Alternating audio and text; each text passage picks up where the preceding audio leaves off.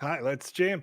Good morning, afternoon, and evening, ladies and gentlemen, and welcome to the Sandbox Game live stream for Saturday, July 31st, 2021. My name is Joseph D. Vision X Matting, and alongside me, through the magic of the internet, it's the second evolution of the voxel chain. Alex Florez. I'm the what? The second evolution of the voxel chain, Alex. Am I Okay. lagging? No, you're not lagging. I'm just not understanding. And I'm a little ghostly right now. I'm gonna try to fix that real quick. All right. So That what was have a, we that got was a coming up? play. It was a play on a thing we just talked about, Alex, just 2 seconds ago. Oh, Each and every Saturday, right here on youtube.com, twitch.tv, Theta, D Live, Facebook, and twitter.com/the Sandbox Game. We teach you the skills you need to know about in the Sandbox Game Maker. If you're watching live with us today, you have a special opportunity. During this stream, feel free to ask us anything from questions about the Game Maker, maybe our asset creation software, Vox Edit, or anything else that you want to know about the Sandbox. We'll answer these questions live as they come in, and for those questions that we can't answer live, feel free to click on the wonderful social channels in the description below this video and tag us after the show on Discord, Telegram, Twitter, or any of our other great platforms, and we'll get an answer out for you. Of course, if you are watching this later over on youtube.com, you may want to join us each and every Saturday starting at 1800 UTC. Those watching live have the unique opportunity to win a Wizzy the Blue NFT right here on this stream. But more details on that will come later, so stick with us. Because for now, let's get started. Let's start making some stuff, Alex. Let's all teach right, some. yeah.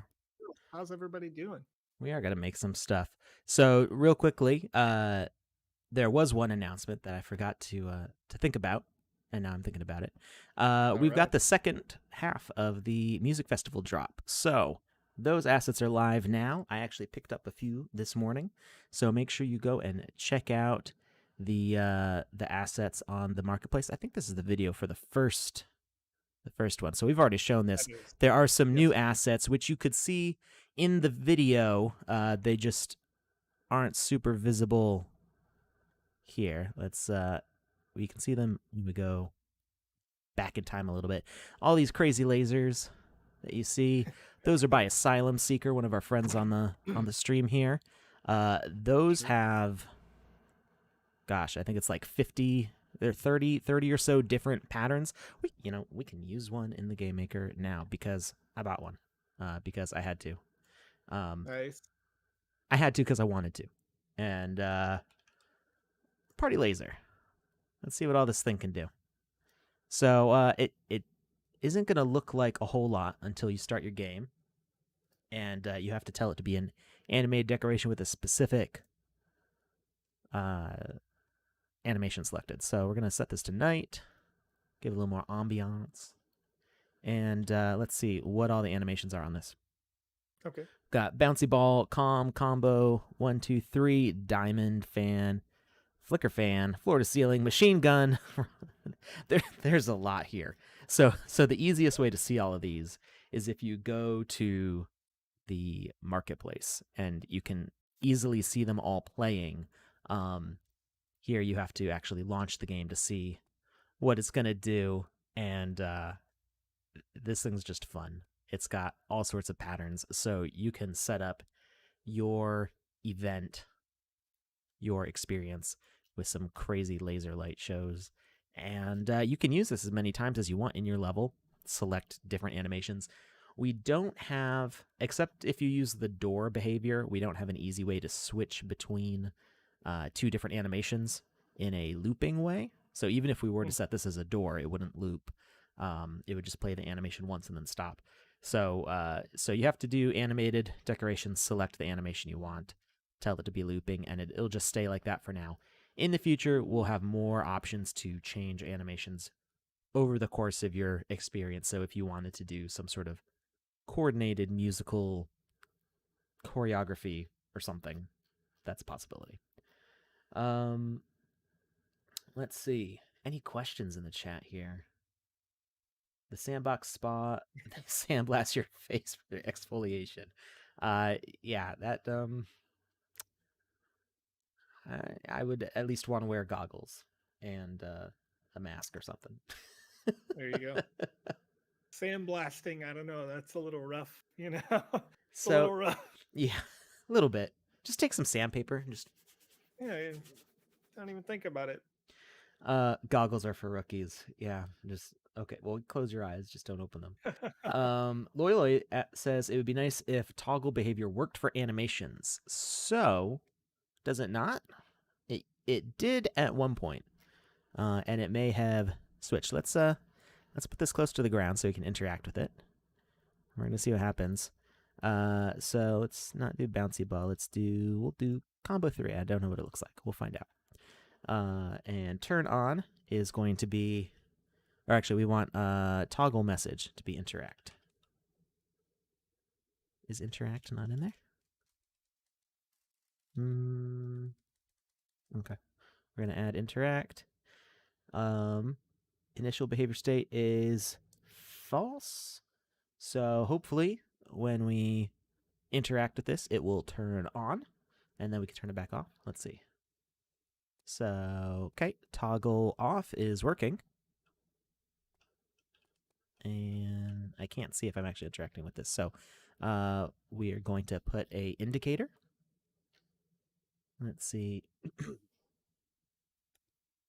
Indicator. That lets us know if we're actually interacting with it. So we're going to edit the logic on that and say interact VFX. That gives a little flicker when you interact with something. And, oh, you know what? Probably, oh, there we go. Okay, so interact is not working there, but it may be because it's its own object. So we're going to set this egg to be a button. Button. Okay, message to send. Trigger.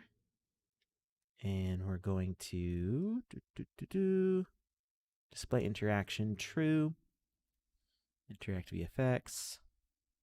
And it's going to send trigger, and we're going to set this one to be turned on and off by trigger. Sometimes when you try to send a message to its own object, it doesn't really work. So that's why we sometimes set up these relays. So we're going to interact. There we go. And we can turn it off and on. Just like that. Yep, like voxel-based said, we need a button to make it work. So we've got our dragon egg button here. Doesn't have to be a dragon egg, it can be whatever you want. And it does send the it's actually pretty cool that the lasers return back. They don't just snap back, they actually converge back. So there you go. That's how you can set up a that was a real fast tutorial there.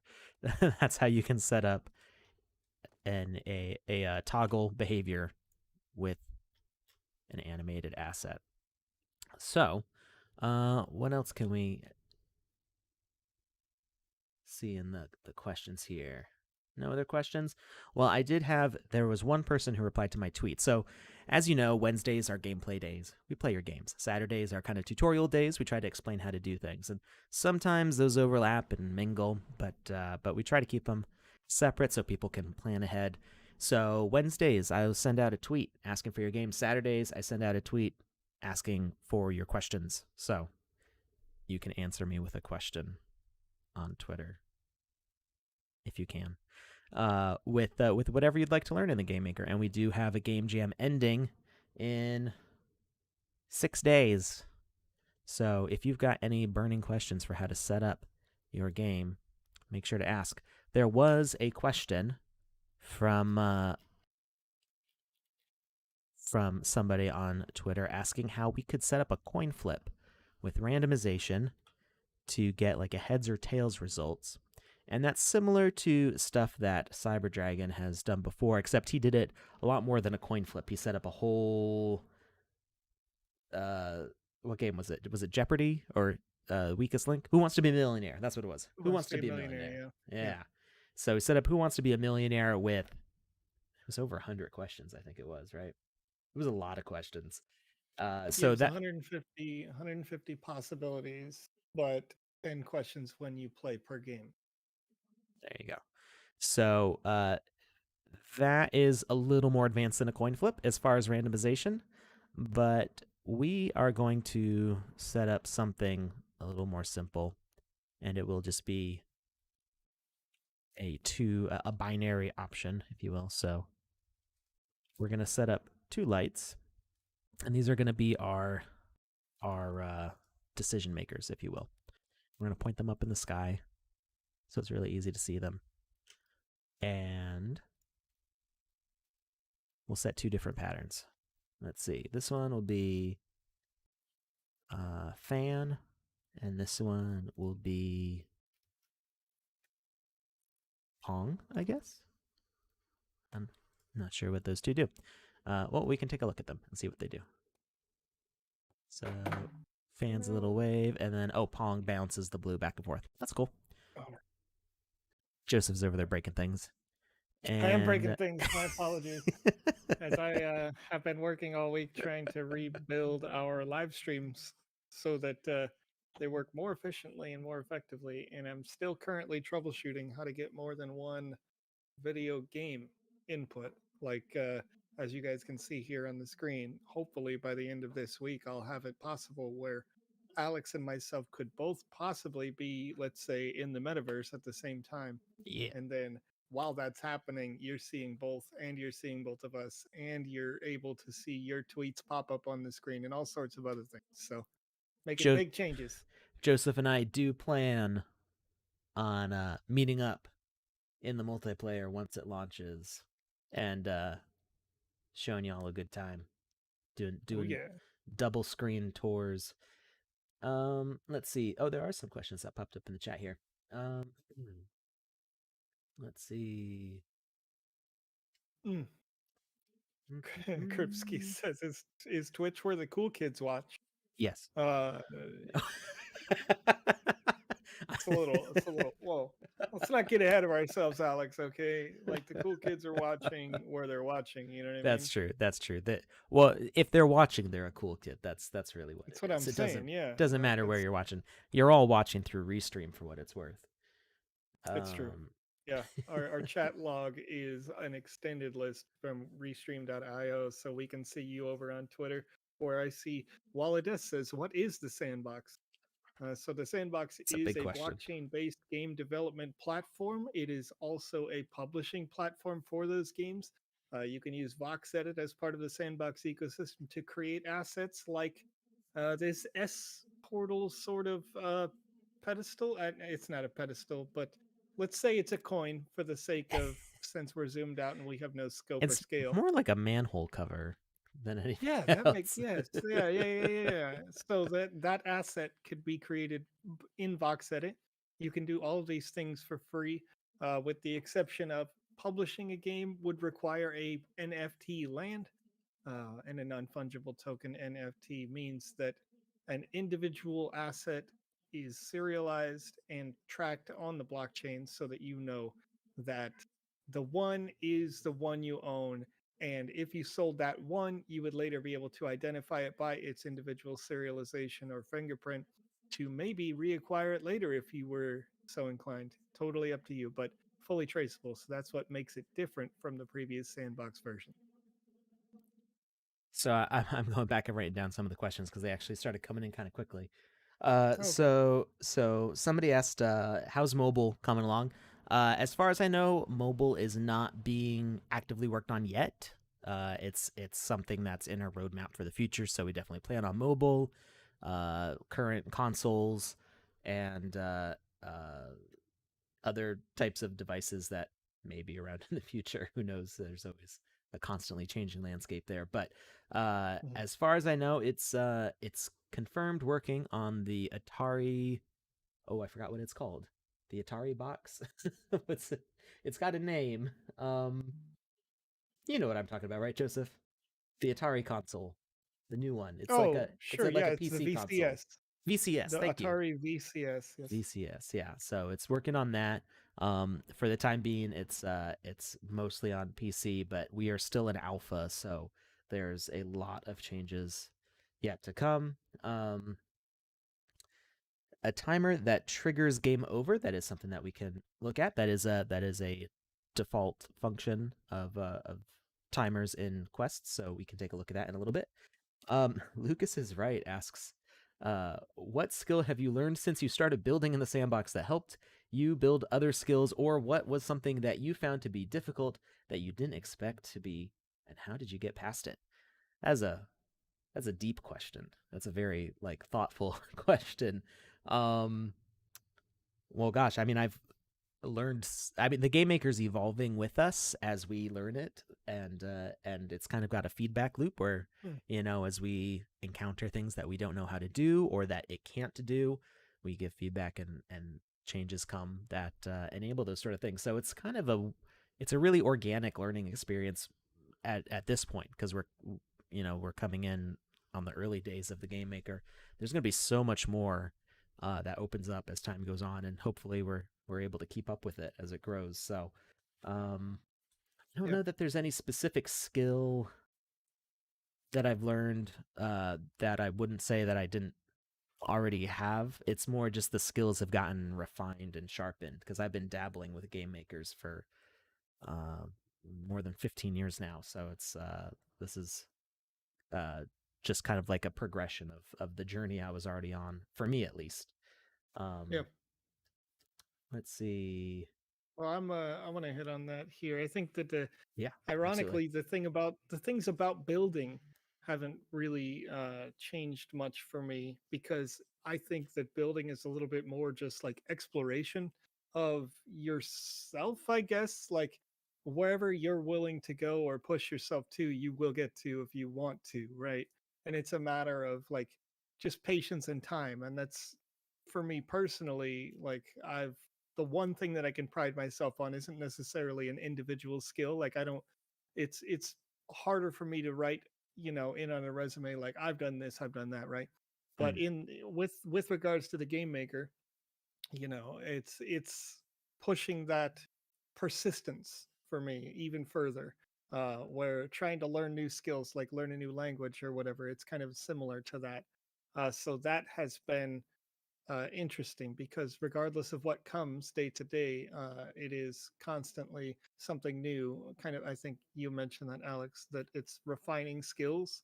Well, it's kind mm-hmm. of in the same way for me that it's refining skills that I already have, like from the marketing end, that's easy enough. From people, that's easy enough. Interacting with people regularly and working with them, but this is like the persistence and something always changing and constantly pivoting. That is the thing that has been a skill to build, Right. especially as we update the client and add new things each time. And you may be working on a game and something new changes or gets added, and you're like, oh, well, that changes, my ability to do a thing.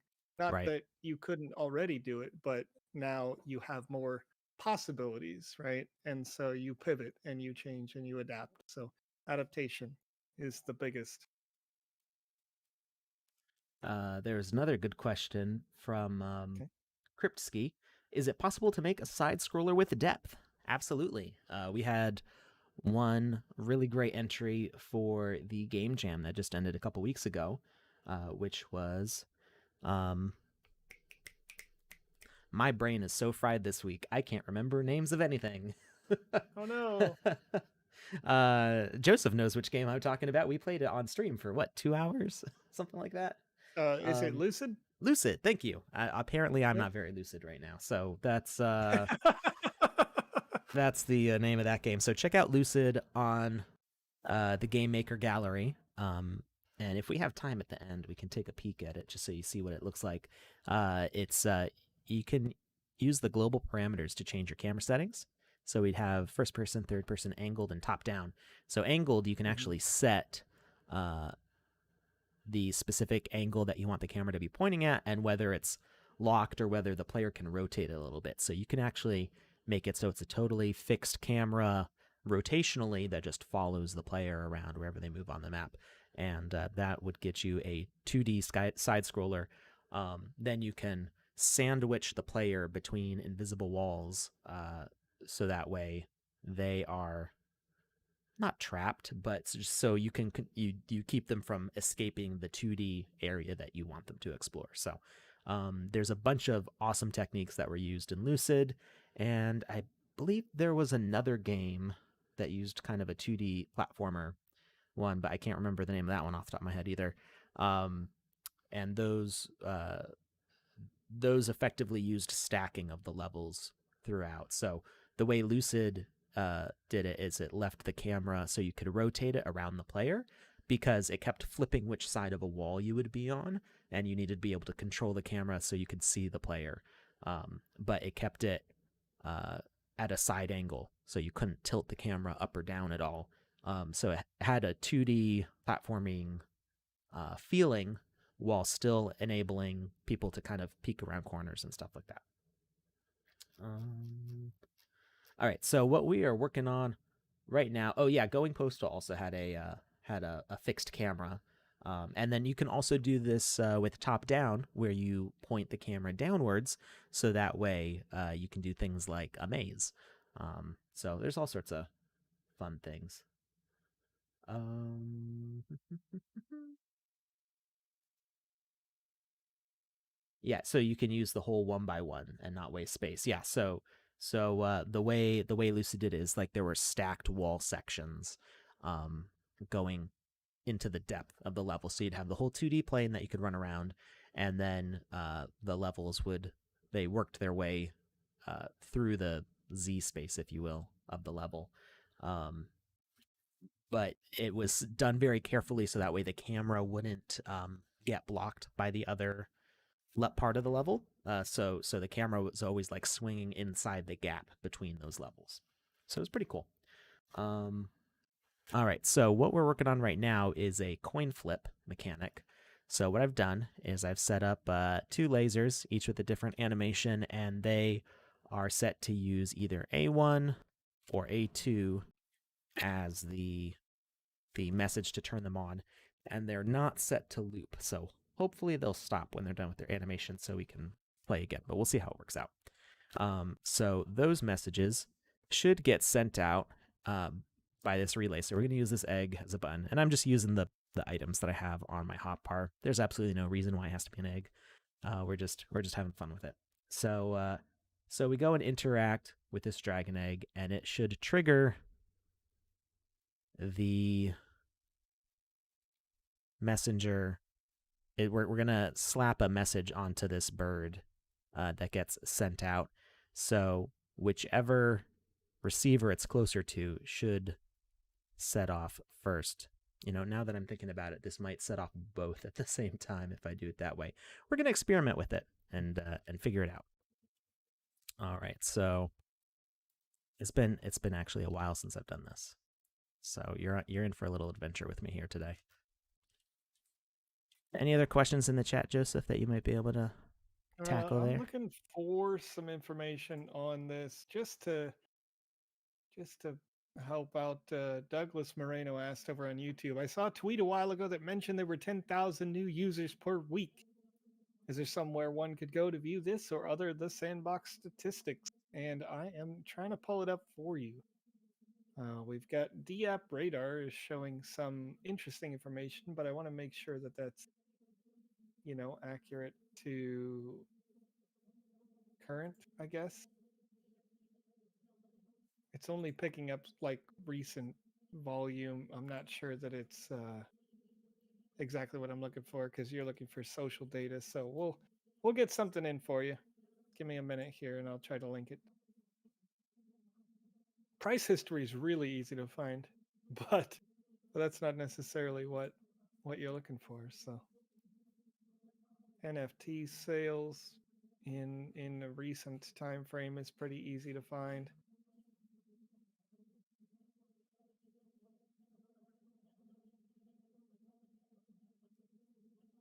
While I'm looking for that, we'll see.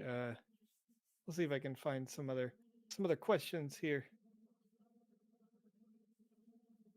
When should we be looking forward to the multiplayer experience? Yeah, so House of Coin, you'll be able to access multiplayer social spaces before the end of summer, and things are looking pretty good. We are adding new features, but before we implement game features, we're looking to make sure that you have a uniform experience between features or game experiences. And by that, I guess I mean like, you complete a task and that persists for you for your account, rather than simply just playing the individual games, which will be fun and cool, and you'll see some scope and scale when you play those individual games. We also want there to be a kind of overarching result that's associated with your account before we go live with that. So initially, it'll be the social experiences that you'll have the opportunity to do, and then ways that you can earn sand and interact with our ambassadors and things like that. But that'll be before the end of summer. So I think I've actually created a dilemma that's more complicated than I can solve right now. Okay. That this is going to end up needing. So a coin flip is interesting because we want to get one result without getting another result, and I don't remember exactly how Cyberdragon set it up for Who Wants to Be a Millionaire, but there is one factor that might have made that a little bit simpler, in that it asks a question, which brings up a dialog box. So whichever dialog box comes up first, you don't have to deal with another one coming up on top of it. Really, it's you only get one at a time. So if we've got a randomizer, the idea is that this egg moves around in a little circle, and then whichever egg it's closer to at the moment you click is going to be the one that it selects, but that you can't see it. So there's like a blind box aspect to it. So this is more like that game where you try to catch the light beam that's moving around in a circle, except you can't see the light beam, so it might as well be a coin flip. It doesn't really make a difference because you can't, unless your timing is perfect, you're not going to know where this egg is because we're going to hide it in this. Now, the issue is that what we're trying to do is we're trying to set off the animation for these. So if the egg is kind of like close enough to both, it's going to send a message to both of these at the same time, and both are going to be activated at the same time. So what I need is some sort of system that when this one is closer to this side, it will actually delete this one, so only one gets set off, but then it doesn't reset for you to do another coin. So I'm going to have this respawn afterwards, and without presets, I'm going to be limited in what options I can have for that respawn. So I've made it more complicated. I've made the coin toss more complicated than Who Wants to Be a Millionaire, at least for the asking of a single question, because when that question pops up on the screen, it's just the first one that you get, and then it's not going to keep on trying to ask you another question on top of it. So we will revisit this one because I'm not actually sure. That question actually comes from Marcus, and I know why he's asking that. None of the rest of you know why I'm asking that, but you'll find out soon. So maybe I will figure this one out because it's going to be a little more difficult than I expected. We'll answer it next Saturday, unless that's not when we're having the award ceremony, is it? I don't think so. For the game jam, No, because the game jam doesn't end until the 6th. Right. Yeah, and then we need the judging period. So, okay. So, yeah, next Saturday, we'll go over this. I'm going to figure it out in the meantime. It's not an insurmountable question. It's just going to require a lot of trial and error that's going to take up the rest of this half hour, and it's going to be kind of boring. So, we're going to move on to some more interesting questions. Right. Now, there was one about... I did say we were going to take a look at Lucid, just to show what that looks like. And then we can jump back into the game maker to show how that's set up. So let's see if I can find Lucid. Really quickly, Shoenator asks, will there be another game jam in the future? So Shoe, there's actually a game jam going on right now. And if you want to participate in the next game jam, because this is a short one, this one will last 2 weeks. However, a week left is quite a lot of time to make a game if you want to really put the nose to the grindstone and get out there. You can definitely expect another game jam.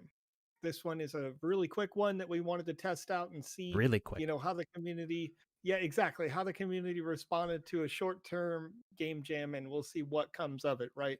people having fun, making great creations, and getting some sand as a reward. So we'll see how that turns out. The top 3 contestants in this game jam will win sand. And then if we like the results, we may do more of these short-term ones and mix them in with longer-term ones, but we aren't settled on that at this time. So, but definitely more. Yes. Anybody know what page Lucid's on? At this point, I'm not sure. Yeah, We're just Lucid going would back through. shoot. Yes. It's nice though with Lucid because they made it so it spells out. I think they made it like this, like Respawn, so it says Lucid nice and clear for you to see. Dorian. I love it when they do that because then it makes it easier to find the games.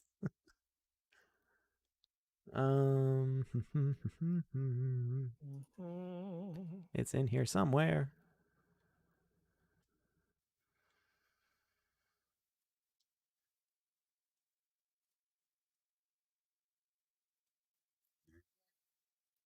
Oh yes, yeah. Correction. Thank you, Loloi. Appreciate you. Prizes 1st through 5th, but users who are in 3rd to 5th place are awarded the same 2,500 sand prize.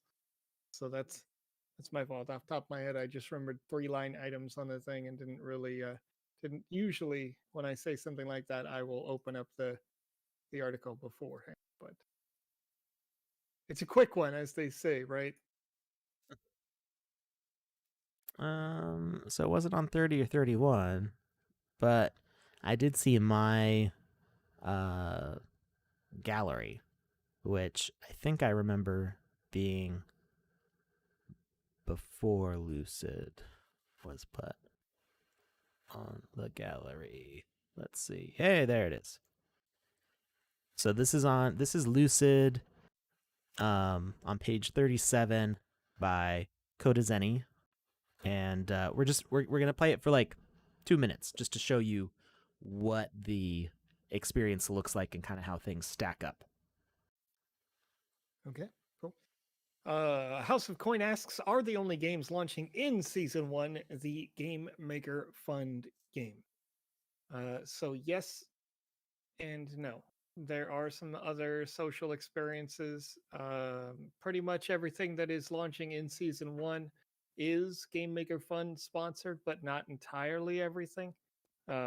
However, every game, regardless, is supported by the Game Maker Fund. So, one way or another, even though it may not be a Game Maker Fund game, it could still be supported by the team, not sponsored cash wise sometimes.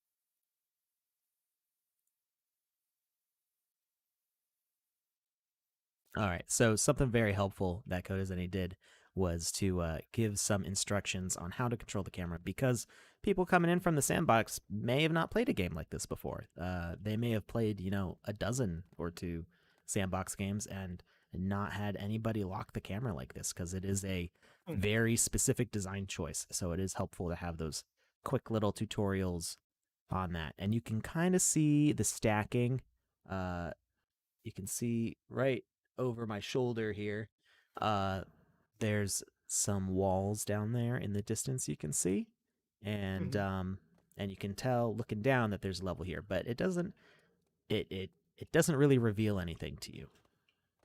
And so it explains how you can jump, navigate materials, and there's invisible walls here that are blocking.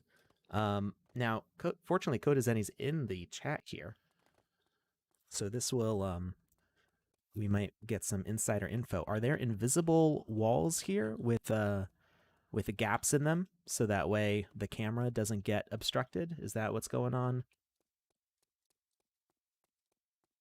Because it definitely doesn't seem like there would be. Well, there could be blocks here. It is the right kind of position. So I'm thinking either invisible blocks with a window gap in them, or just an invisible wall. And maybe this is a trade secret. Not for this part. So what's stopping me going this way? There's something in my way here. A thin invisible wall. So does the thin wall not block the camera? It doesn't shove the camera up close to the player? Because like when we pass here, I'm guessing there's not collision on this tree. Because collision on the tree would probably push the camera up to the player, wouldn't it? We're getting a little insider information from Godozeni here. It says the wall is 256 by 256, so it's a no invisible blocks. I wish. So the difficulty with invisible blocks is that you can't see them while you're placing them. So Right. it makes it a little difficult. Like, did I put an invisible block there? That's wasn't that a SpongeBob gag with the invisible car? They would like walk right into it or something. With oh, you know what? There's blocks right here that are not obstructing my view. X-ray vision mode in Game Maker. House of Coin. Okay. I think the answer is me. Sorry, Invisible boat. irrelevant question. But House of Coin wants to know who's been growing their beard longer. I haven't been growing mine out. I trim mine. Yeah. Now, if the question is who has been growing beard at all, I'm older, I think. So that growing a beard for longer. That, you know. I mean, I had a soul patch. I had a soul patch when I was 14, 15, something like that. Okay. Yeah, that probably would have been longer than because I don't even think I started even caring about possibly growing facial hair until I was like 25. Oh wow. So I've definitely been. I was like, no, none of this, you know. Yeah. So I was in karate from the time I was 12 to 18, and my sensei used to make fun of me because I started growing facial hair when I was like 14, and he was like, "When are you gonna start shaving? You're looking really scruffy." And I'm like, "Oh, okay, fine." So that's when I started shaving when I was like 14, something like that. Yeah. So okay, we go over that. So apparently the blocks, I didn't realize this. I didn't think about it when we were playing the game because it just felt so natural. The blocks actually do not shove the camera around, which is actually, I think, a good thing because it would be really obnoxious to have the camera zooming in and out constantly while you're playing. It would be really frustrating. Right. So so in this mode, you don't even have to worry about it. You can just set up invisible walls. So you put something with collision, but you turn the visibility off. So while you're in the editor, it'll actually show up as like a blue ghostly wall on either side of you here. But then you're just limited into this 2 meter wide corridor, and then you can progress your story through the levels. Somebody asked about doing a Mario pipe. So that would be accomplished. Well, you could do it 2 different ways. So you could do a literal pipe that you drop through. So you'll notice when we started this game, when we were in what you would call the overworld, the green sunny place, before we dropped down into that cavern, we did actually fall down through a hole. Or actually, I think it was before we came into the hospital just now. We fell down through a hole. So you could do a literal hole that you jump down through. There wouldn't be any problem with that. And then you can also use the teleportation trick that we've been using for the past almost a year now, I think, where you use the respawn of the character to teleport them to another location. So you can manually tell the player character to die, and you make sure that the nearest respawn that's usable is wherever you want it to be, and have the player pop up there. Mm-hmm. And that's what you could do for going back up the pipe, or you could just put a ladder. I would say don't focus on making Mario, because that's not going to be something that you'll be really allowed to do. We can't take another IP, so you don't necessarily want to have plumber's pipes, but you could have tunnels. You can have trapdoors and ladders, and those are all things that you can do pretty easily because we have a door mechanic, we have a climb mechanic, so we can take a look at what a few of those are. We're going to go back to the main screen. All right. Rebecca asks, E is to open the door normally. Is there a way we can add a key or an action to unlock a door instead? And yes, absolutely. We have shown quite a few times, and we may be able to before the end of this stream because it's pretty quick and easy. How to add any object that you carry as a trigger that can unlock a door. So Yep, and we get it can be not even just something you carry. You could kill an enemy. You could, right. step on a pressure plate, if you will. It's not literally a pressure plate, but it's something that senses your presence. So yeah, we'll do a few of those now, because this is all gonna go in with what we were talking about. So what we're gonna do is we're going to So fun fact for all the people watching live, I guess it doesn't matter. You could be watching later over on YouTube as well. But it just occurred to me how ridiculously large my monitor is right now because I changed my webcam. I got this really cool arm so that I could hook it up. Excuse me for the wobble here. I could hook it up to where my microphone is like this, yeah. And it would move around when my mic moved around. But and in doing so, now my camera's in front of the monitor. But when I'm looking over at Alex, you'll see that I'm looking first all in the right or in the opposite direction.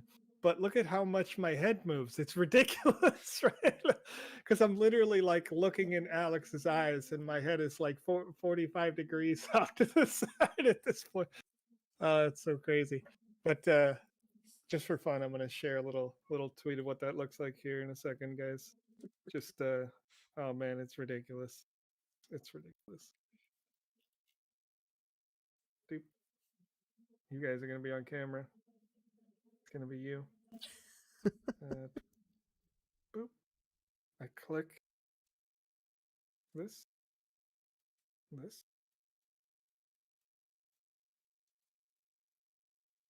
Boop. Excuse the wallet and such. You're on camera. That's send it.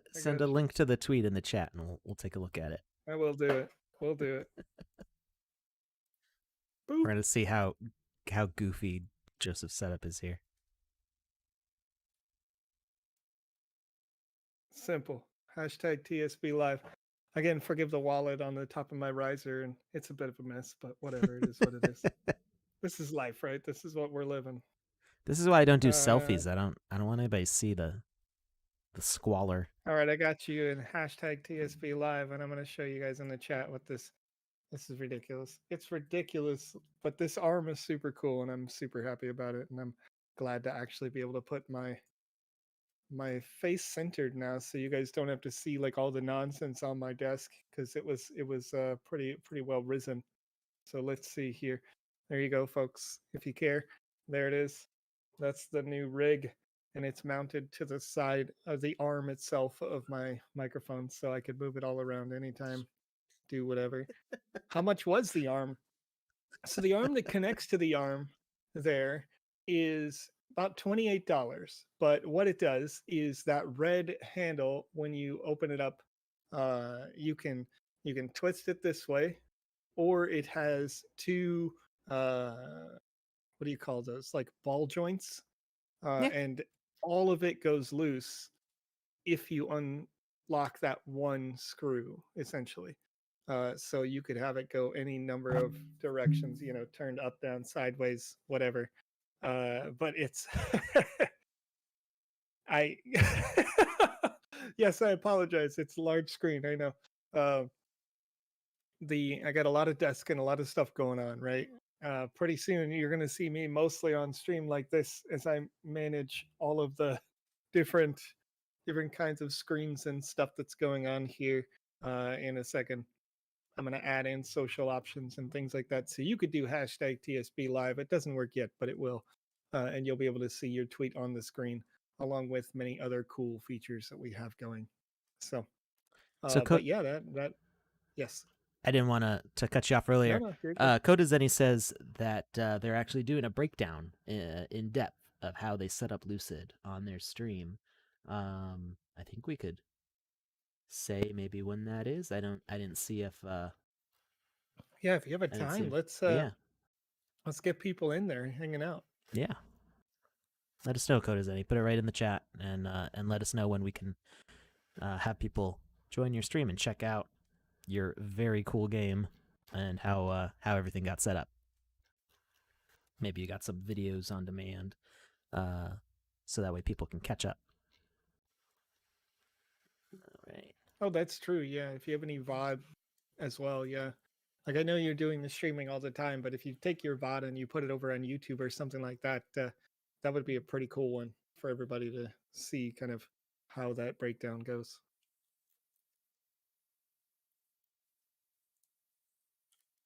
Somebody said, I see a stack of keyboards and mice. Yes. And ironically, I had to look around my arm in order to read that on that screen. But yeah, the stack of keyboards and mice are actually on top of a, I mean, I guess I'll call it a server. It has like dual Xeon processors and 24 gigs of RAM, and it is now effectively garbage for the kind of work that I do. I swear to you, because I tried to do, I was trying to do all this live stream stuff, right? And this screen happens to be better than 1080p, and that system used to accept the video input of this screen that I had in the photo, but I couldn't do it anymore because even with dual Xeon processors, that system, there's not enough I/O on the motherboard to handle greater than 1080p video encoding decoding, and so I had to throw it out, get a new recording card. It was quite an investment. It ended up being in the ballpark of $2,500 or something to be able to do what we do for you. So I know Alex has a similar investment, but without the capture card in the second computer. That was a pretty big old PC to make sure that things work as expected while we live stream. Yeah, and then of course we get the occasional power outage in the middle of the Game Jam Awards. Yeah, imagine giving away like a couple $100,000 worth of stuff and just have your internet go. Oh, I can only imagine. Big Worm, yeah, I would definitely sell it. I had a friend who was gonna pick it up for like $300, and I feel bad though, like reselling something like that for cost, knowing that I used it for I don't know 6 months, a year, something like that. I didn't want to be like, oh yeah, sure, pay me $600 for this thing, and because that's roughly what it would cost on an eBay or an Amazon or something. So I'm like, yeah, $300. And then, essentially, if you're not using it as a desktop computer, people, you're not really going to want that at this stage. All right. So camera pitch is by default 45 degrees, which would give you kind of an angled look here. And so I can't, I'm moving my mouse up and down, and it's not moving the camera up and down. It's only doing the left to right. So I don't know if... Beautiful for isometric. Yes.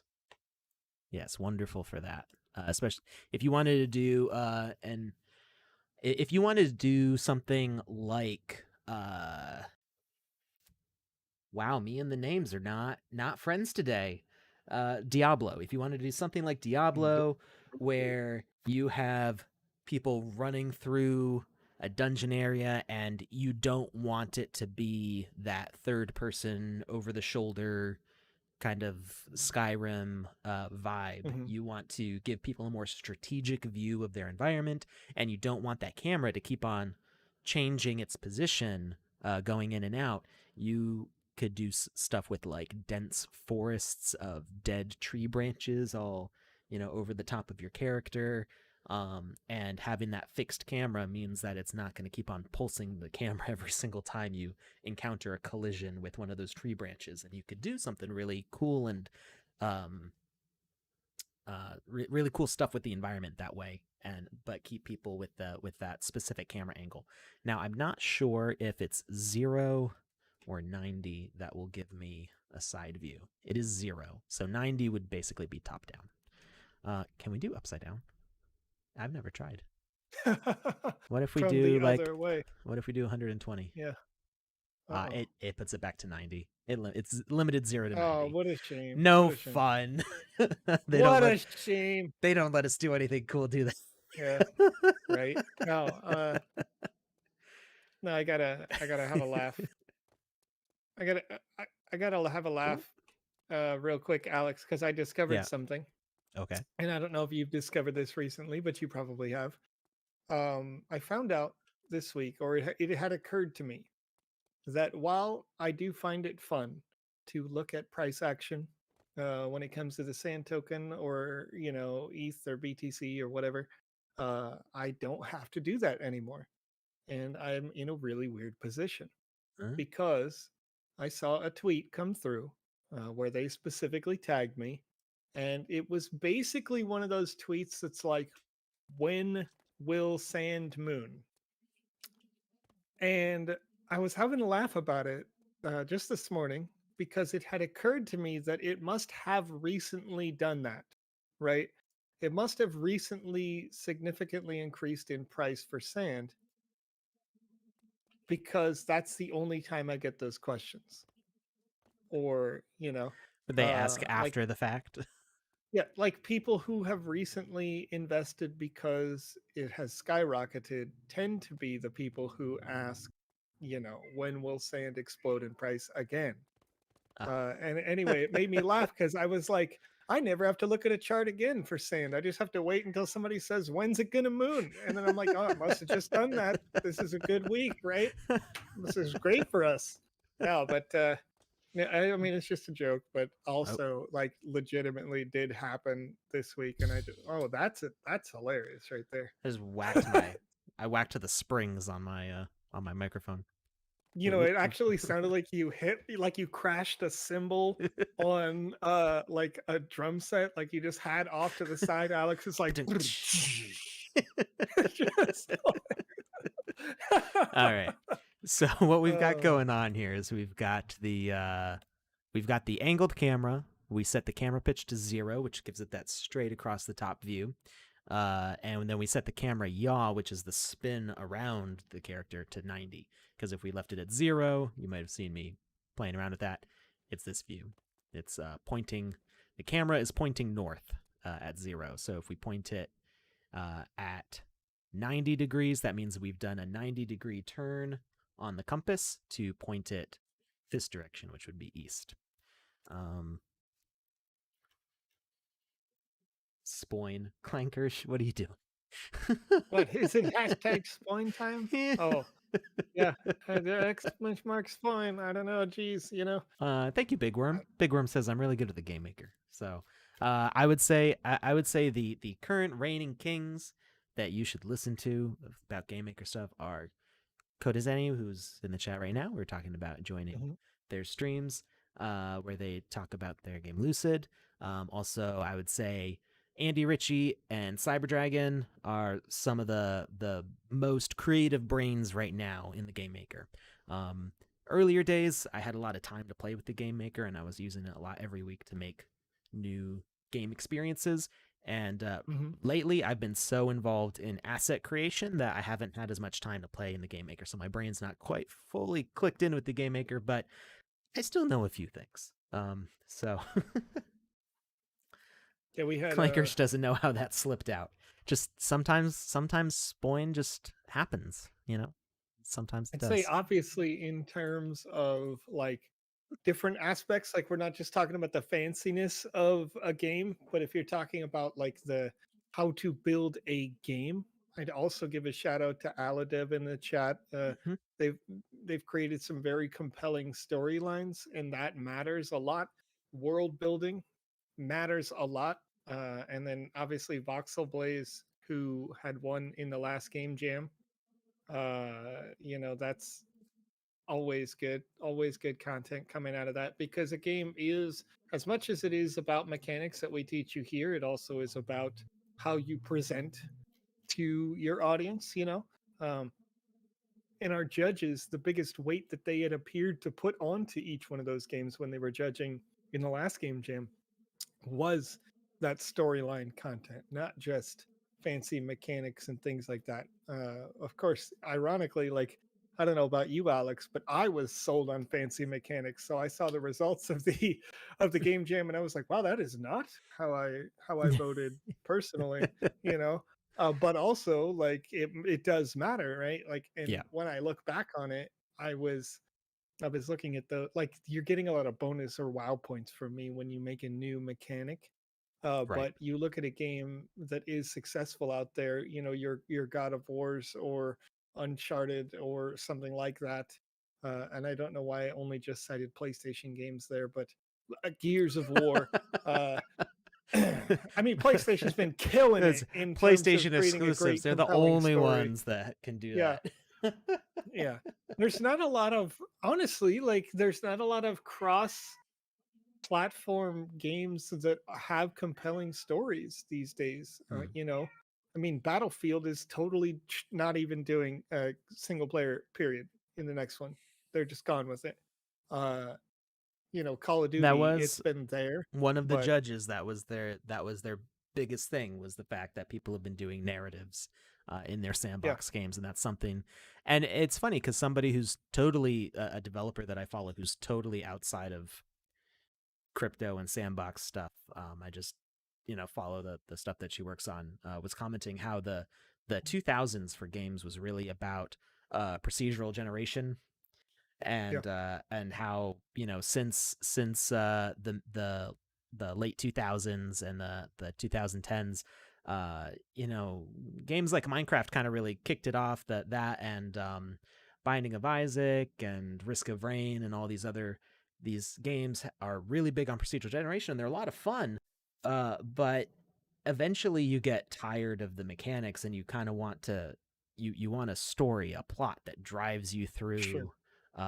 through an epic tale. And so that was something that some people felt was missing, and they're finding it with what people are making in the sandbox. People are making these really interesting narratives that they want to see more of.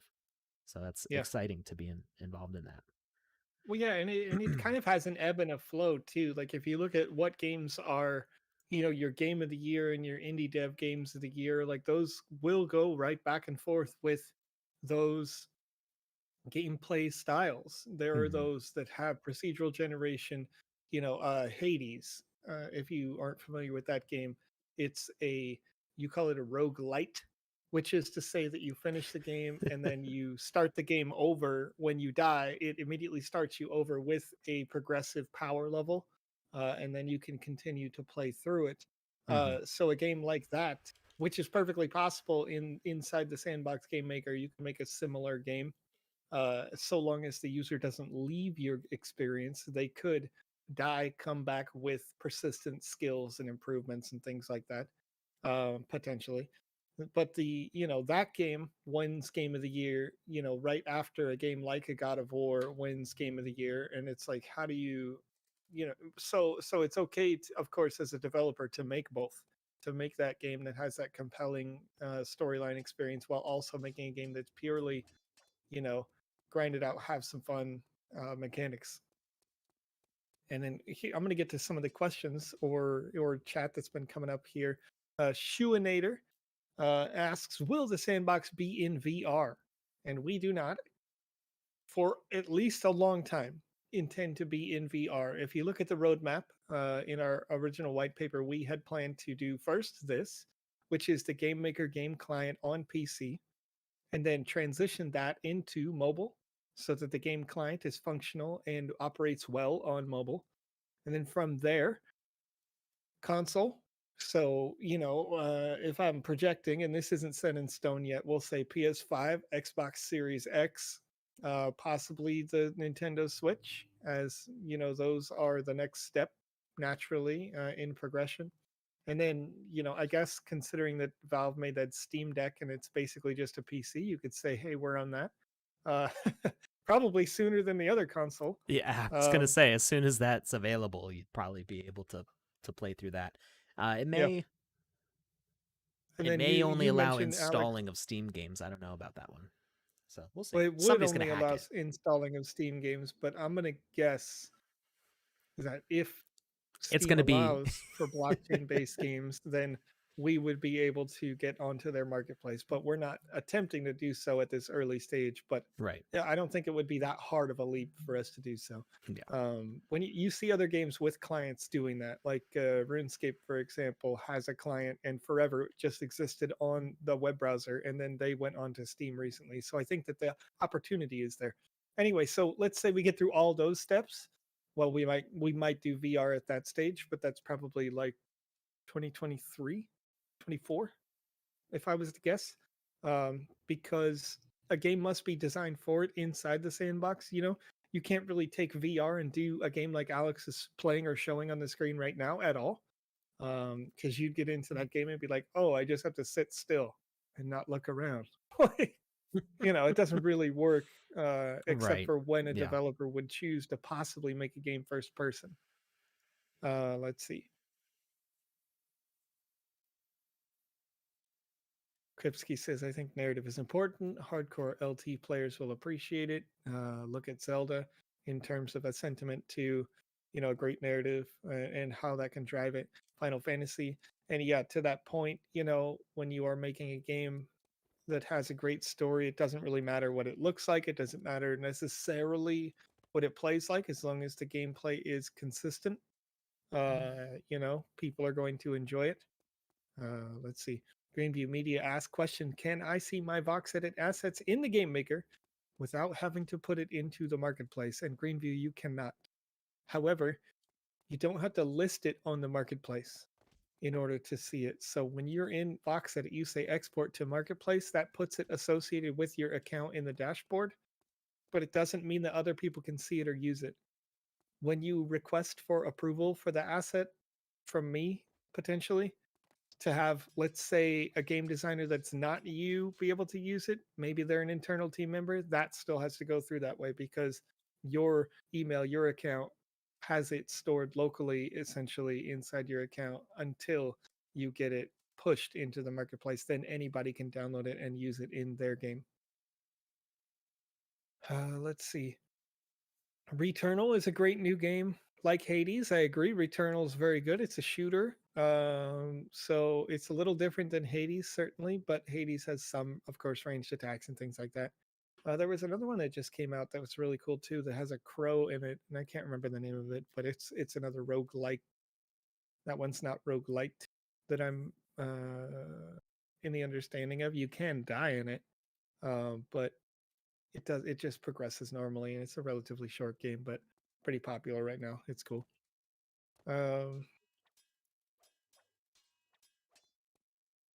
Oh, we're after the hour, and I have not linked a form. Well, while you do that, I'm gonna explain what we've been looking at here, because I set this up to answer several questions Cool. that were asked. So we set up the camera. I think we explained that. We set up something not unlike a Mario pipe here. It could probably be wider. I'd probably make the 2D. We don't have to be strict about the 2D not being able to move forward and back. And because we're dealing with physical based things, we kind of have to be a little bit more flexible with the forward and back, because say in like Super Mario Brothers, you can jump up through a platform and then stand on the platform for some things. Maybe I'm thinking Smash Brothers, but so you have an ability to move up through a platform and then stand on it, which we don't have that here without some really crazy void and spawn setups. It would not be practical to try to set that up. So you do need some sort of platform for the character to land on, which is why I have just this little bit, this third of a block here that they can stand on. It does make it a little bit difficult to fall in the hole. So, this would be something where I would smooth things out through iteration of testing and the level design process. This is not thoroughly thought out of a level. This is just kind of slapped together. And then we have a ladder with the climb component on it, so we can get back out of this hole. So that kind of that's not a spawn to a different location. We're keeping everything realistically in the same place instead of using a real respawn teleport system, which you might want to use for something like a Mario pipe. Then down here we've got a door. I don't remember who was asking about a door, but somebody was asking about how to open a door without interacting with it. So we changed the message required from interact to trigger, and then we put an enemy here with the health component, and the health component says trigger when the enemy dies. So on death, it says trigger, which opens the door to our gold here, which on collision it has the victory component. So as soon as you touch this, you get a win. Another thing we set up down here, which was not asked about, but is something nice to know, and it kind of connects to what we were talking about last week, is the heal. So instead of using a healer behavior and having an asset chase you around, what works a little bit better if you don't want a healing companion, because a healing companion is a good thing to have too, so we do still have those, but if you want just a on the wall health device, like Half-Life or something like that, you can put these items here, and message to send should be heal with a capital H, colon, no space, and then the number of units you want healed. So here we have heal 10. We could have a fake one. We could do a mimic, our mimic treasure chest here. Where'd that go? And Rude. say, and have it say damage when you go to open it. Maybe it doesn't look like it's, I think it has a closed position. That makes sense for a mimic. And have it damage the player by saying damage with a capital D, colon, no space, and then the number you want the player damaged by. Specifically to set that up, it's a message broadcaster with interact as the message required. So it waits before broadcast, you interact, and then it sends this message to the avatar tag. You could send it to other tags, so you could have this heal companions, say allies or friends or something like that, whatever tag you give them. It could heal everybody in your party. You could even have it heal enemies. Not that you would really necessarily want to have a button that heals your enemies unless you were trying to farm for XP, which is not something that we can do at this moment. But you could have a message broadcaster heal the tags for predator or warrior or whatever tag you set in the range that you set. So I have it set where the avatar is standing close enough to interact, and it heals them for 10 damage, or 10 health rather. And that about sums up that. There was one more question which we didn't get to, and that's how to set up a timer for a game over. So if we go to our rules, add a quest, and we say find the treasure! Exclamation point. Quest description. Before the timer runs out. And it's going to auto unlock. It's going to auto launch. Quest type is a timer. Seconds to wait. We're going to give ourselves 60 seconds. I think we can do it in 30. Give 30 seconds. Message needed. Oh, what's going on with the interface here? Quest completion. Okay, there we go. It was bugging out for a second there. Message needed. We're going to say victory, I think. Mm-hmm. And auto completion. End game. All right, so I think if we don't get this in time, it'll game over, but I could be wrong. The timers have changed since I last messed with them, so this might not work the way that we want it to. But let's see if we can successfully win before the timer runs out. And if we get this, did we get victory? Did it? No? Okay. Well, we're going to restart, and we're going to let the timer run out and see if we get a game over or if it gives us victory. We'll find out. Form isn't accepting responses. That might be because Joseph has picked a winner.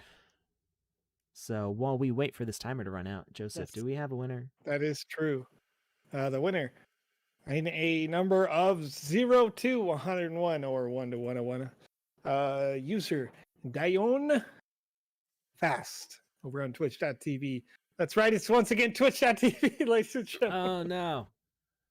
But it's okay. We had a YouTube winner in the last one. So congratulations to Dione Fast. That's DIONEFAST.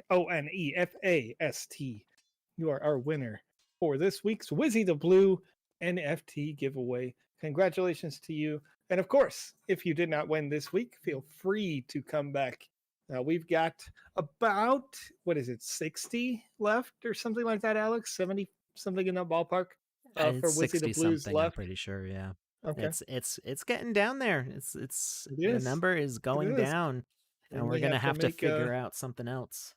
You know Yeah. what's really cool though is that the floor price on Wizzies right now is almost 0.25 ETH. It's over $600.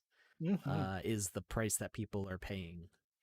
I mean, for there's super Wizzies. high demand, and Yeah. it's we're here each and every week, so those people who are winning those Wizzies can proudly display them in their games or experiences or art showcases or do whatever they want with them. Really, you could take it into another ecosystem so long as it does support that NFT.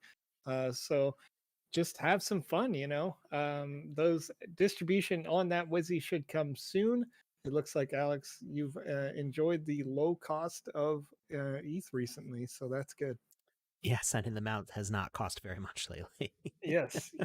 There, for those folks who haven't been with us for all that long, there have been moments in time where we have had to wait weeks to send out the Wizzy distribution because otherwise each individual was going to be hundreds of dollars to send out. So generally speaking, it's a good time to be in the Sandbox ecosystem. All right, so I've got you set up, Dione, and that'll go out, like I say, soon, TM. And we also issued a correction on something, and I just want to let you know if you're watching Area Laika, that has been corrected. I'm not sure if Alex probably sent you a DM saying that it has been fixed, but regardless, I was doing a stream solo while Alex was on vacation, and I forgot to write it in the form, and I feel real bad about it. So I'm going to say thank you, Alex, for getting that resolved for us, and No was problem. familiar. No problem. All right, so let's see. So you know what? I'm not sure it's possible to have a timer run out in the game. It used to have a way to do that, and I'm not seeing. It looks like they changed the way the timer works in 0.6.5 from the way it did like in version 5 and stuff. So I have it set so that way this. Okay, so that didn't stop the timer. I'm not sure. I remember the original demo for the timer was like you had to beat the timer or you'd get a game over. And I think there was a request to have it changed. So maybe if the timer ends, action after completed could send a message, and that could send a game over. So if we send message defeat, I don't know if that defeat will actually, I don't think that defeat will end the game. So we're going to have a message broadcaster here that receives defeat. Oop, if I click behavior, actually we just need the defeat component. On receive message of defeat. Oh, there's a defeat with a capital. Why did it not show up there? I didn't see it. Could just be my eyes weren't working. Lowercase. Yeah, it's lowercase. Oh, there. Okay, I just didn't. I saw that. Yeah. I didn't see it with the uppercase. So, you can do a countdown on the behavior. On the defeat behavior? On the defeat component? What behavior does it count down? Is this a new thing that I don't know about?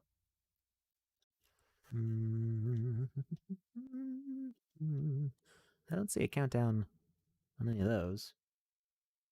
What you talking about, Smobbler?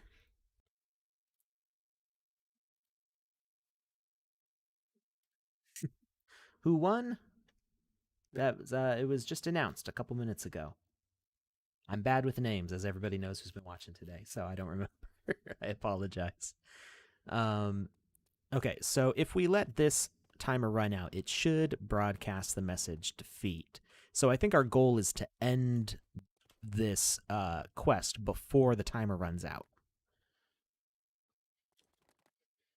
Maybe there's a way to cancel it. So we'll wait our 15 seconds here and see if that egg ends the game. It'd be cool. Loy Loy says it would be cool if we could have an asker behavior that you can type an answer into. So it's like, what's your name? And then it says your name for this game. That would be cool. All right, our quest ended and it did not trigger defeat. Can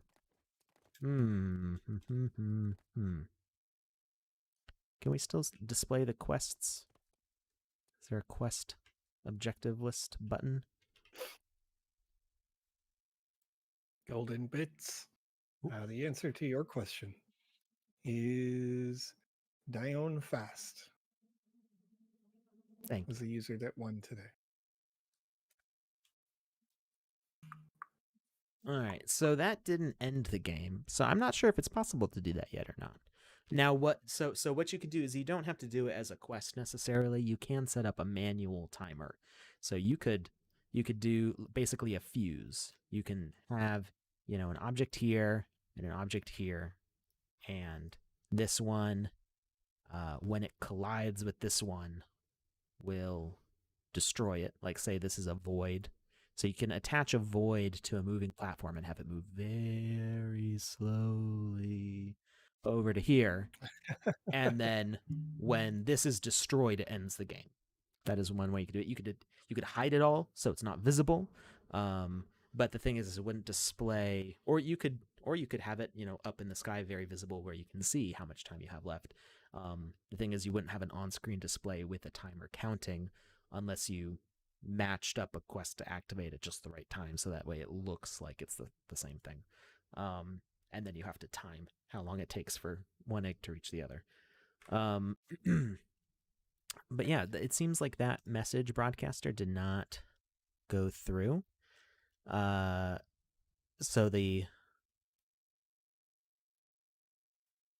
I would have to poke around with these more, because these definitely changed since I used them a lot before. And so maybe we'll talk about that next Saturday also. I'm going to write that down, that we're going to look at timer objectives. And what was the other thing we were trying to do? Coin flip. Coin flip. How do it work? All right. So I've got some homework to do, and hopefully I'll figure it out by Saturday. We'll see. All right. So I think that about wraps it up for us today. We're 20 minutes over. It's no big deal. We're having fun. I'm going to save this, and maybe we'll revisit this level later. So we did cover how to open up doors not using the interaction, how to do a 2D platformer view, and healing items, and some, victory defeat states. All right. So I think we had a productive weekend, right? We can all take a break now. Just sit back. I'm just getting started, Alex. I gotta get all these. No. I'm getting all these wonderful streams and new features ready for you guys, and I know I've been poking at it throughout the stream here. But we're gonna, if you have a moment when we're done here, I want to test out ingesting your content, your wonderful face into the new software, and we'll see how that works if you're into it, Alex. You're gonna do Maybe what by to next me? week we can be. We're gonna take your video content and we're gonna put it into the streaming software content so that I can export that. And so when I say ingest, I just mean it literally, not not in the food ingest sense. as much as you want, just don't digest. We're gonna sense. Yeah. Okay, Big Worm. Let's see. Big Worm, you say scroll back and see the question here, and then DM you. Where is that question? I see. Can you Moon. restate that? Yeah, I don't see any. Oh, you see moon? It must be moon. It must be moon time. You know what I mean? Big Bear crunch time. I literally Oh, I don't see see. your I see the question in the question. thing. I was looking for the icon. So, is there somewhere to see when the release dates were for all the Sandbox assets that have been created? I remember Ah, buying the Mime asset a year and a half ago. I remember the Mime asset. I would like to mhm. know what the first batch of assets were. Any ideas how to figure that out? Well, I know what they were. The first asset sale coincided with the first land sale. Um, and I mean, I have insider information here, so Haha. I can't really show it on the screen. But I can tell you around when that sale was. So the first assets on the sale, and I have three of them. There's The first five assets were Bomb Tire by Alina. mhm. It says it on the screen. I don't know why I was struggling to remember it. Um, Sandbox Castle, I believe that was by Tybalt. Yep, that was by Tybalt, who's our lead concept artist. Mhm. And Huge Stewart by Yep. William Santa Cruz. There was also an Eiffel Tower, which I don't think I have. No. That one is the Do I only have the one mine? that's not. That one's not on OpenSea. And then I see the sand ship The Eiffel is up Tower's there. not on OpenSea. There is also the Sand Ship. The Why Eiffel isn't the Eiffel Tower is Tower a on one OpenSea? of one, so I don't know. But okay, so here's what I do to try to find this out.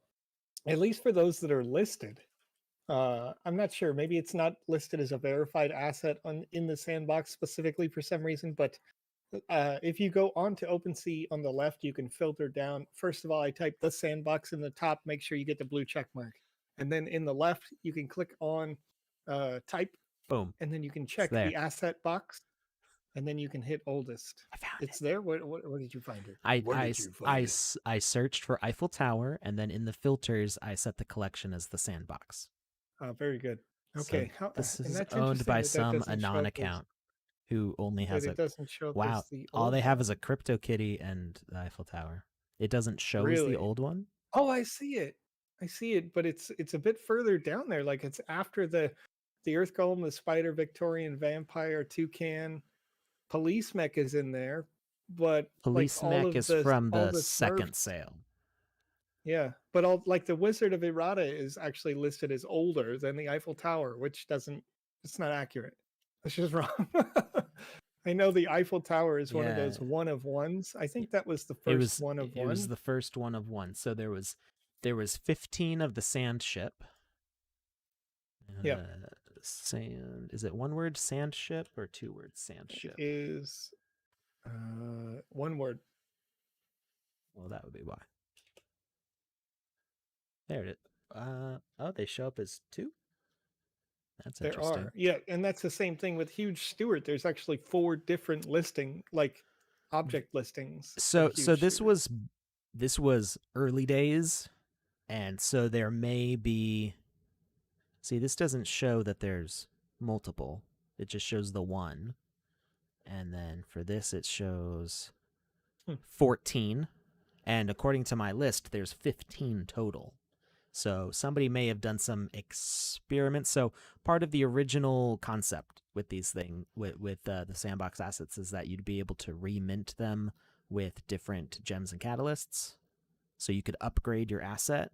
So maybe somebody was doing an experiment with their copy. I don't know. I don't know what's happening. 48 deep. That's out of my price range. Yeah. For the sand ship? What a deal. You know what I mean? But really, like when you think of it, it's funny because there will be collectors eventually Oh yeah. that are going back through time and they're trying to find these oldest assets that have ever been made.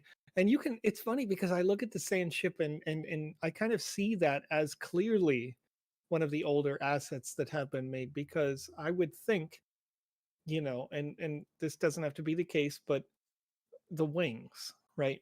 We wouldn't do them like that anymore. We wouldn't No, have this no, not at stair all. stepping. We would Yeah. rig it. So these predate rigging and animating in vox edit. All we had was Right. a basic voxel editor. So these were Yeah. all stair stepped. Now we would rig it as a wing and we would actually rotate it, which Yeah. I think is I mean, aesthetically, you can argue either way. I prefer it with Right. the rigging because I think it's a little smoother, but I understand why, purists would want it to have all the stair stepping Right. of the voxels. So yeah, it's And it's kind of the same thing with the bomb tire when you think about it like that too, because it yeah. has a lot of that like stair stepping, You know what? but it's Maybe I'm so I said this predated rigging, but the bomb tire is animated, and so is Huge Stewart. So right. I'm probably wrong. I think it's just it shows the It was evolution of yeah, the assets in the sandbox and the way that people have elected to design because the sand ship kind of harkens back to that 8-bit kind of style or that similar to maybe even like somebody who came from the Minecraft system and they were kind of still there mentally. yeah. Whereas now you look at some of the assets that people are creating and it's evolving. It's totally changing to like, I want this thing to have a rounded texture, so I'll make polys essentially with Vox Edit and build them out in the software, right? So it's interesting. It's really cool. Now, when we're thinking about that. And I appreciate the question to know in terms of purely knowing exactly which ones came first, I'm sure there's a way because it is all on chain, but uh Yeah, you I could don't know. so we don't display it. So if I was to go to sandbox.game and if I was to go to the market and say Huge Stewart. So there's nothing on here that displays when it was minted. But if you look this up on OpenSea, Hmm. you can pull up Etherscan to see when it was minted. Yeah. Let's see. I don't know if Huge Stewart. Yeah, Huge Stewart appears a whole bunch of times. It's kind of goofy. Yeah, and I think this is just because we were still figuring out how to do stuff. Like people will say this. Sometimes people, and I'm one of those people, get obsessed about getting it perfect on the first try, and then sometimes Yeah. you never end up doing anything that way. So Yeah. even though this is on the blockchain, this can't be removed. It's stuck like this now. There's value in the fact that it was ever done in the first place. So even though the minting process was not perfected and it's like a blight on the history for us perfectionists, it's Yeah. it's part of the growth and the evolution of the whole thing. So it's okay.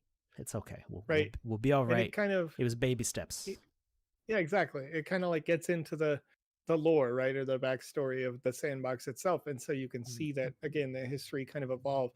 So when you do have, like you put it in your art showcase, the Huge Stewart asset, and I thought Mm-hmm. that was interesting because it's accurate. I would consider that to be art at this stage of the development because yes, there's ways to do it as you say, like a perfectionist. There's ways to do it right, but at the same time, that like if you animate and allow Huge Stewart just to walk from here to there and like you just see him like moonwalk around, you're like, oh yeah, that was because this was made before then, and the asset has a backstory to it and a value because of that backstory. So I don't know, it's really cool.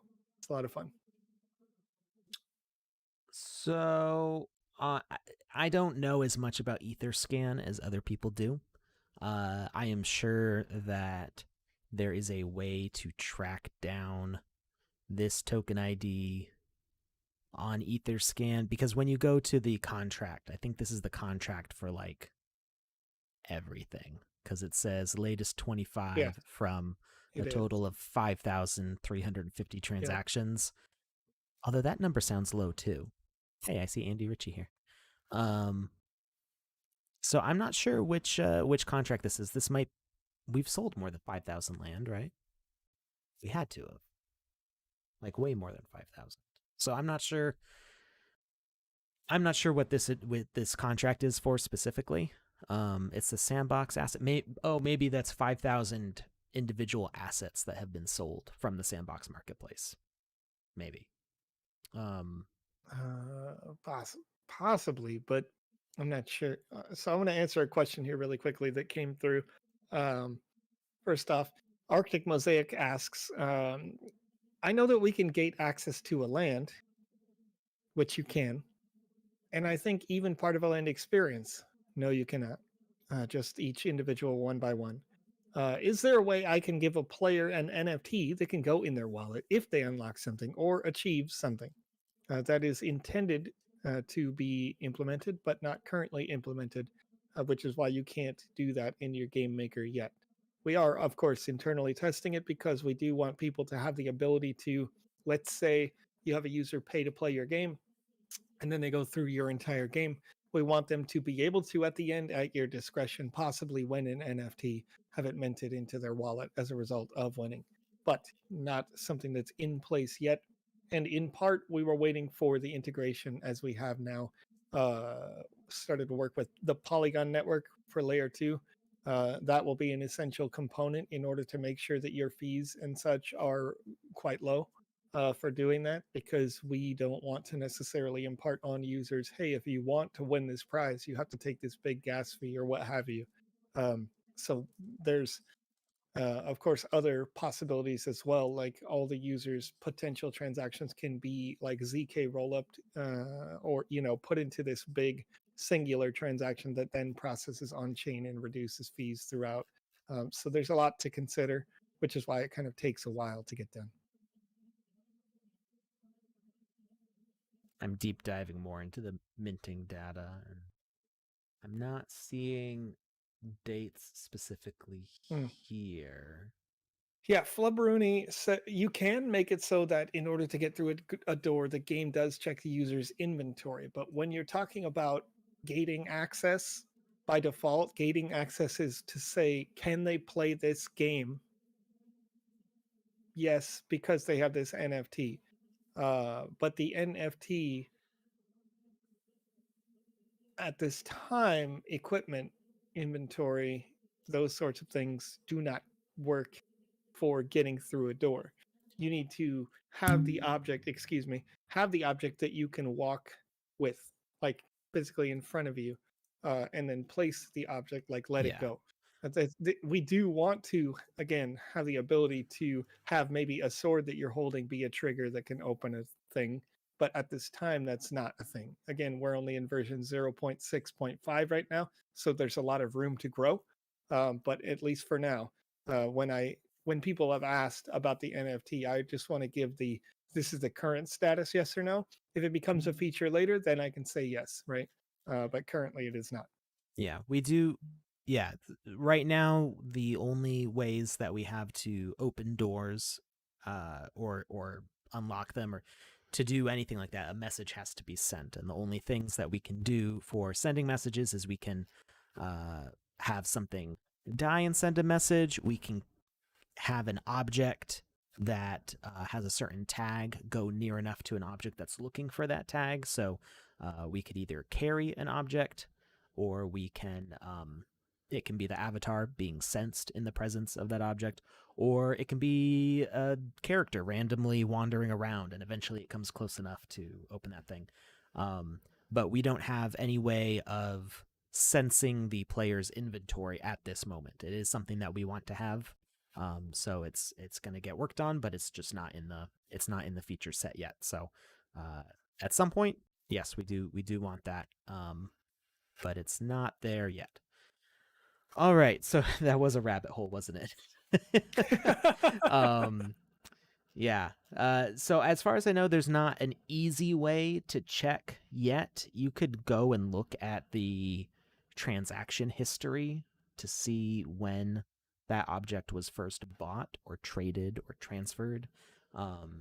There are some things you can do to find hints for that, but it's a lot of manual work and it's not necessarily something easy to build a whole list from. But I can tell you that the Bomb Tire, Sandbox Castle, Huge Stewart, and Eiffel Tower, I can show you at least this part of my screen. Ooh. Smobler, Maybe. currently, your question: is it possible in the future to have multiple spawn points when entering a land, depending on which side of the land you entered? Currently, no, and that is because each individual game, land / experience is instanced. It's unique. However, that's an interesting idea. There would have to be a piece of metadata that goes with you when you move from one place to another in order for that to be possible. But I know just who to talk to see if we can possibly get that implemented. Again, it wouldn't be a super high priority at this stage because there are in core functionality things that need to be done before we get into that kind of thing. But to put it onto a list, we could look at that. All right. We got to go. We're running Yes, over. So, that's true. yeah, if you Big Worm, you can go back through the replay on this and take screenshots of that if you want. And that'll show you the list of assets. There was a group in there that never went for sale. We had considered doing a caveman sale. Who knows? Maybe that'll come back later. Maybe that's like a little bit of a leak, but it's like years old news. So, so yeah, it was that first group of 5, and then there was a group of, I think it was about 10 or so assets. The coin fountain that I did, that was my first time in a sale, was on the second one. And then we had the dragon sale, and then the Care Bear sale. So yeah. Anyway, thank you all for watching. We had a blast. We will catch you again on Wednesday. Well, Joseph will probably see you before then, somewhere or another. And I'll see you all on Wednesday, and then back again on Saturday. Have a great weekend, everybody. Thank you, Joseph. Thank you, Alex. We I'll see you are guys headed later. out. I want to hit the thing. Yeah, hit the thing. I'm gonna do it. It was all already going, Alex. It was my hardware was more excited than I was to do this. You know what I mean? It was just waiting, Was anticipating. more excited than I was to do this. You know what I mean? We're hype. We're hype, Alex. Have a great weekend, everybody. We'll see you later. Hardware was more excited than I was to do this. You know what I mean? It was all already going, Alex. It was my hardware was more excited.